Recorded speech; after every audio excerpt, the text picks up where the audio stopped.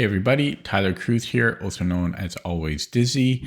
I am back with round 4 from the 2025 BC versus Washington match. As a recap, if you forgot, after round 3, my score was 2 out of 3. I won the first game, and then I lost the second game against a master, and then I won the third game. In round 4, I was paired up against Darya Byelashova. I played her younger sister, in round 1. Her younger sister was 8, and I forget how old. I might have it in my notes. She was 10. So Darya was 10. This was the third day of the tournament. It played in the morning. So I think that's all I wanted to introduce about that. She was rated 1442 CFC. She's a kid though, so I think it was provisional as well. She had the same score as me, so she was doing pretty well, 2 out of 3. In round 1, so in round 1, she lost to our top player, who was 1950.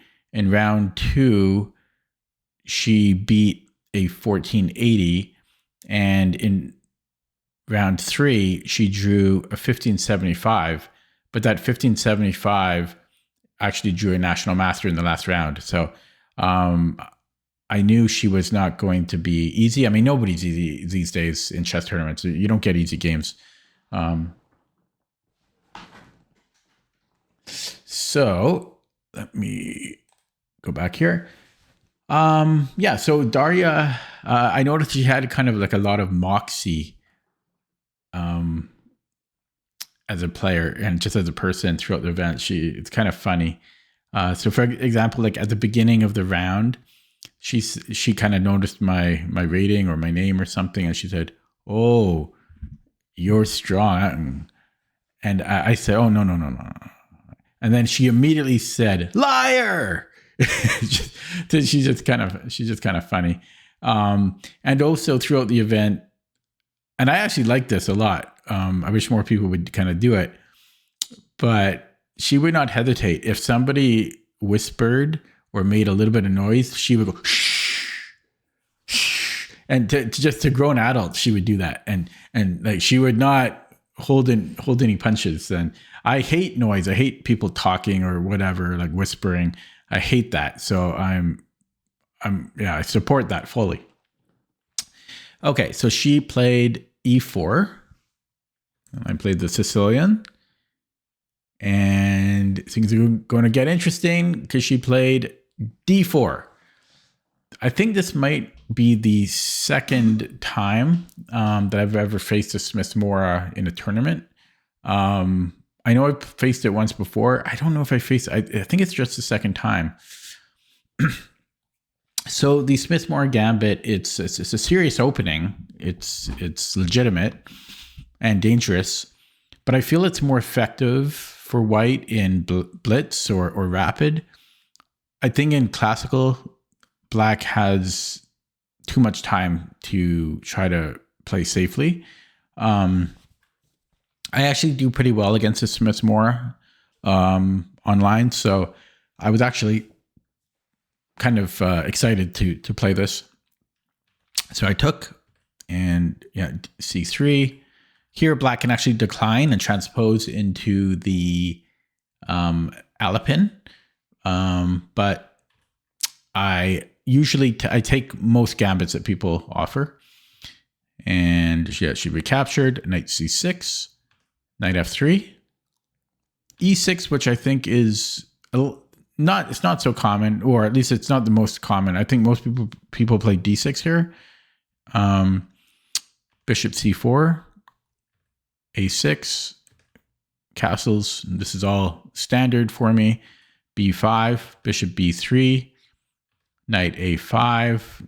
I've seen this a million times. Bishop C2, bishop B7. And here Darya played e5. So almost nobody plays e5 online. Like I probably see it 1 out of 100 games type of deal. So at the time, I thought it probably wasn't ideal for white. Otherwise, I would have seen it more.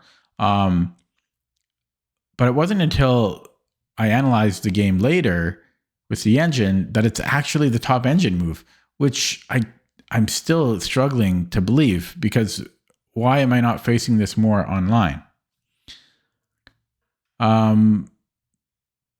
So the main issue for black in the Smith-Morra when you accept the gambit and play e6 is this d6 square, and also the king kind of being stuck on the e file for a while. And so I figured e5 was not good. Again, otherwise I would have seen it more often. So I was trying to find a way to kind of maybe not punish it, but take advantage of it. But I couldn't remember the refutation because there is none. I'm just reading my notes here. But yeah, so I decided to try to eliminate my d6 weakness by playing d5, just so that I don't get stuck with this backward pawn and lack of space. But the engine actually says that this is an inaccuracy. Maybe because it's kind of like a French, where where black has a bad light squared bishop, and white can re-maneuver their pieces to attack the king side where black is going to castle. But the position is equal, but d5 was not optimal. So she took en passant. The computer says that better was for white to keep the center closed and again build up on the king side. So something along the lines of knight e2, knight e7, knight f4, knight g6. This is just like one idea. Knight h5. That would have been optimal, but this was not too bad. E takes d6. I'd be captured with the queen. I was happy to trade here because I'm up a pawn. She did gambit a pawn. So the more trades, the better, essentially. She played queen e2, so she can get the rook to d1. And I played knight f6. Knight e4. Again, I was okay with trades. And so I traded. But surprisingly, this is an inaccuracy. The computer prefers queen c6 here. So I am a little bit surprised about that even now. It's probably just because white does have white's ahead in development, and white can play like rook c1 and just start attacking. But yeah, I took an e4. She took with the bishop, obviously. I traded. Again, I was just happy to trade, and she took back, obviously. Here, I thought for 5 minutes, and I was debating between queen d5 and queen c6. So the thing was, I didn't want to play queen d5 and then have this isolated pawn, which might have been a bit of a headache.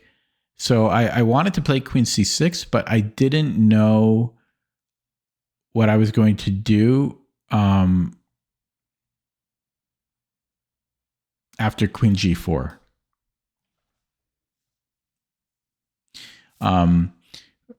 And so, for example, queen c6, queen g4, h5, because I have to move my bishop to castle, right? So I want to kick that queen out. Queen g3 and knight c4.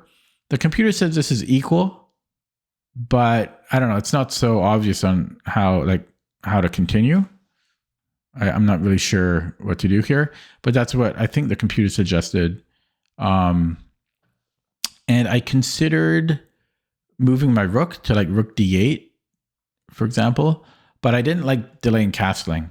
Moving my rook would have been totally fine though, but I'm personally very, very cautious about delaying castling, and sometimes it makes me miss better opportunities. And this is something I'm very recently aware of. Even in round 2, like my opponent, the national master Josh Sininen, again, I don't know if I'm pronouncing his name correctly, but he didn't castle. He played what was it, Rook B1 before castling. I just need to, I'm just so adamant about castling, but sometimes it's good not to.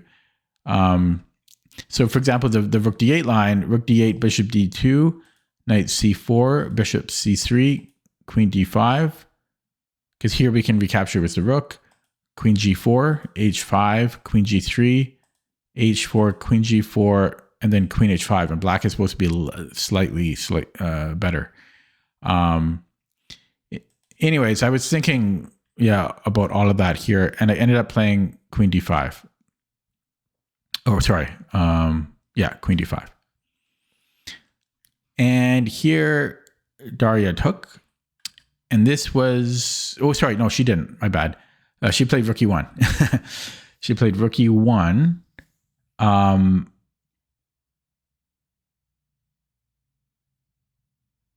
Oh, right. Sorry. Yeah, she played Rook E1. Now... so if she had taken instead, and then I recaptured Rook E1 check, Bishop E7, Bishop D2, Knight C6, Rook AC1, Knight D8. I forget. Let me look at turn on the engine here.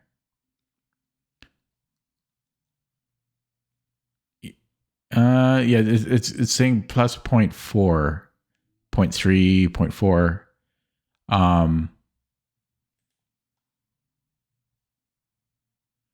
But she played Rook E1. And then I made a big strategical mistake here. I traded. Again, I'm up a pawn, so I was happy to trade, No, I'm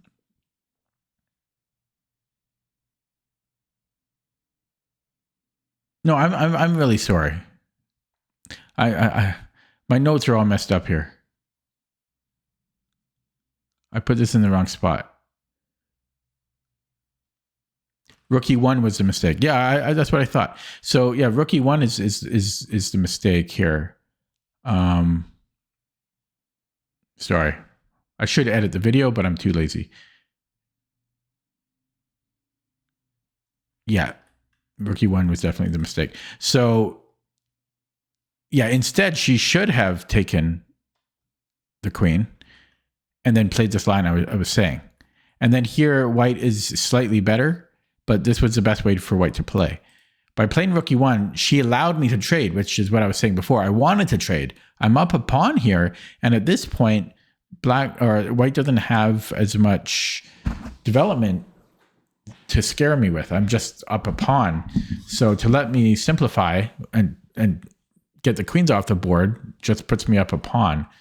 So this was a mistake. I was pretty surprised she didn't take the queen, actually, or play Queen G4. So I took, and she recaptured. I played Bishop E7, Rook G4, Bishop F6. That's why I put it on E7. Rook B1. And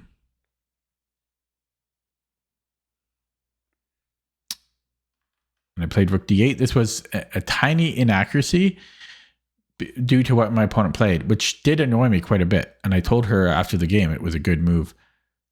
She played Bishop G5. So yeah, this is a good move because I'm forced to trade bishops now. And this lessens my pawn advantage slightly because,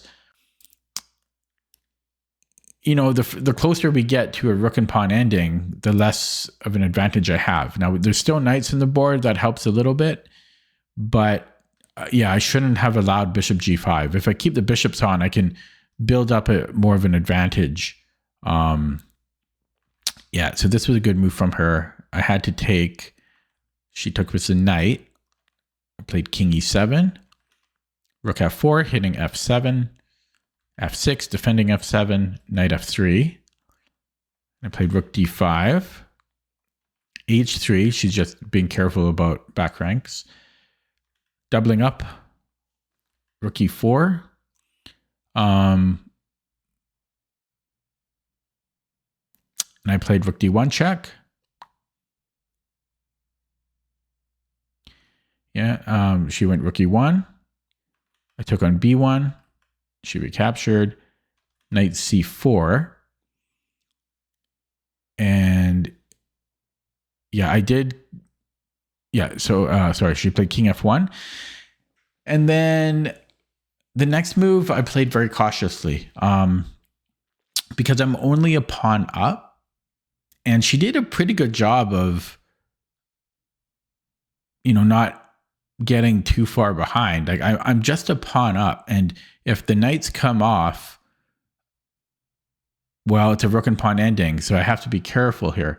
So again, my next move was very cautiously played, and I had to be sure that I could convert the win.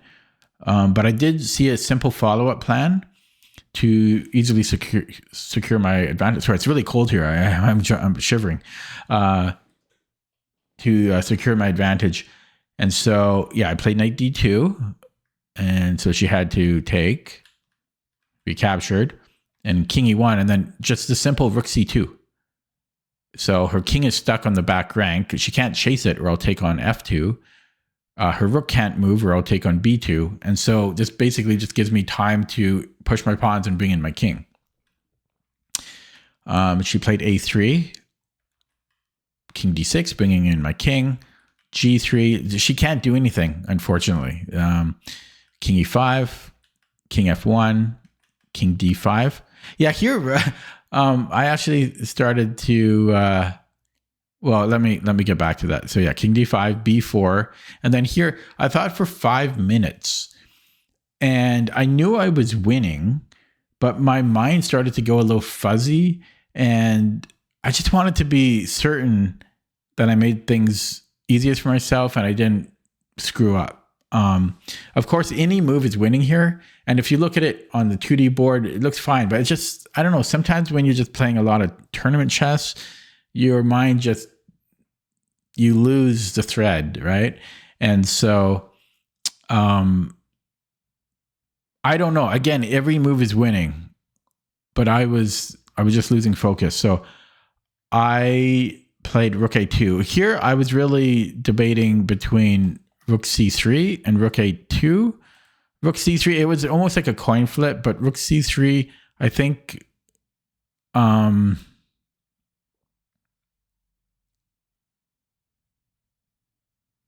think I wasn't sure about a4 here. Takes and then rook a1. There was just stuff like that. I don't know. I was freaking out. Not freaking out, but I was overthinking things. I played rook a2.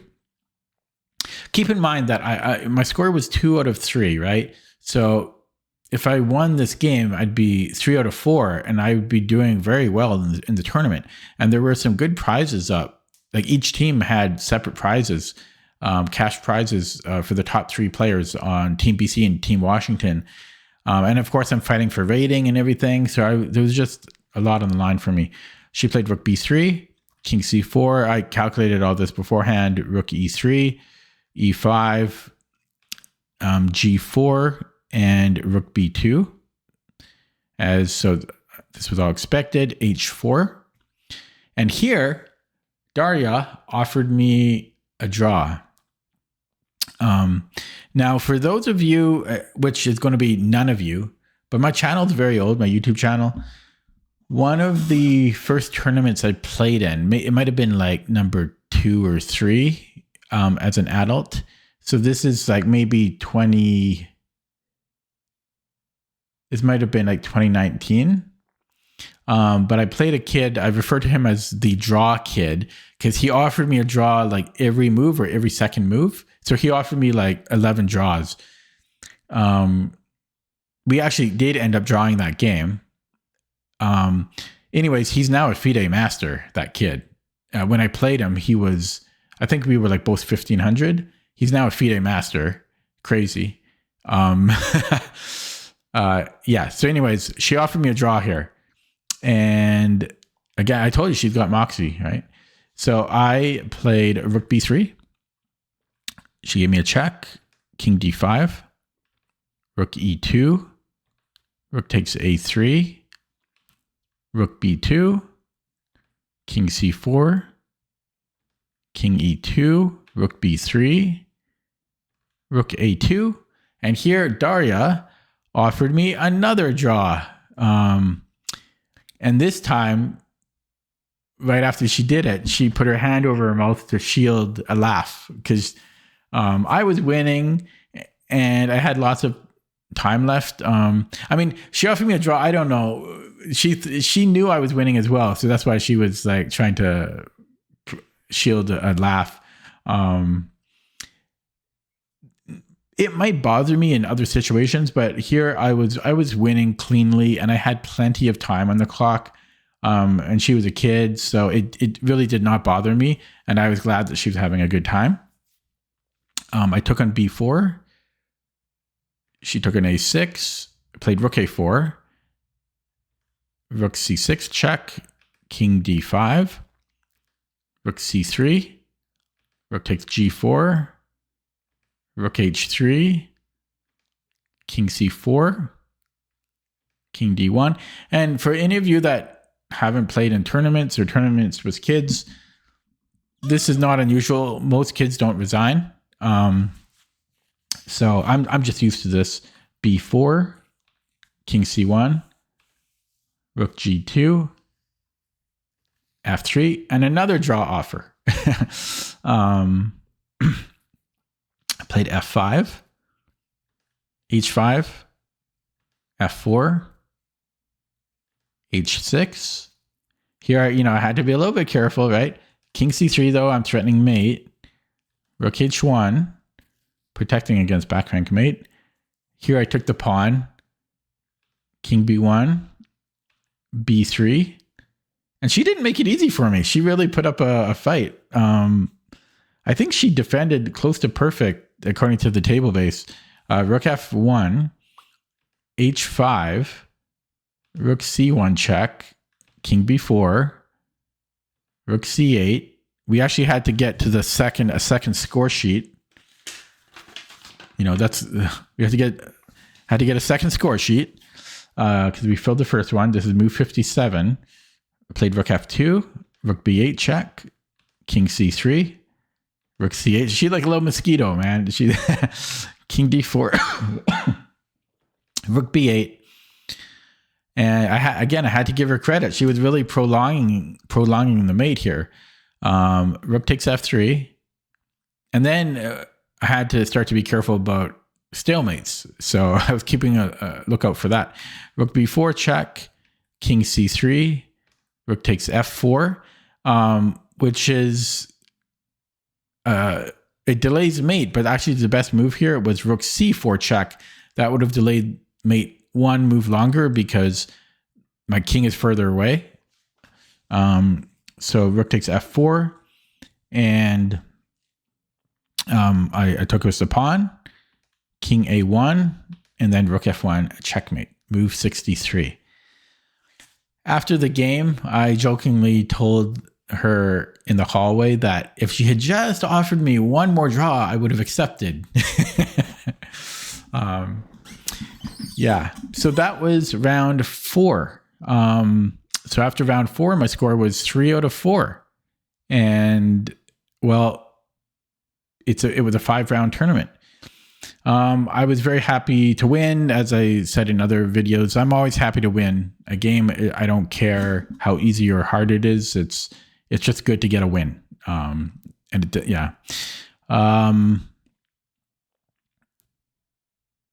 Yeah, so I knew that my final round would be tough because I'd be playing against somebody who's also has 4 out of 5 or more. Spoiler alert, it was actually somebody that had more than 4 out of 5. Wait, is this right? Sorry, my score is not 4 out of 5. I'm sorry. It's 3 out of 4. Yeah. Okay. Sorry. Stay tuned for the final round, round 5. There's a lot like that's a very big game, very interesting game. So yeah, definitely, you definitely want to watch that one. I'll have that up soon. Thanks for watching. See you next time.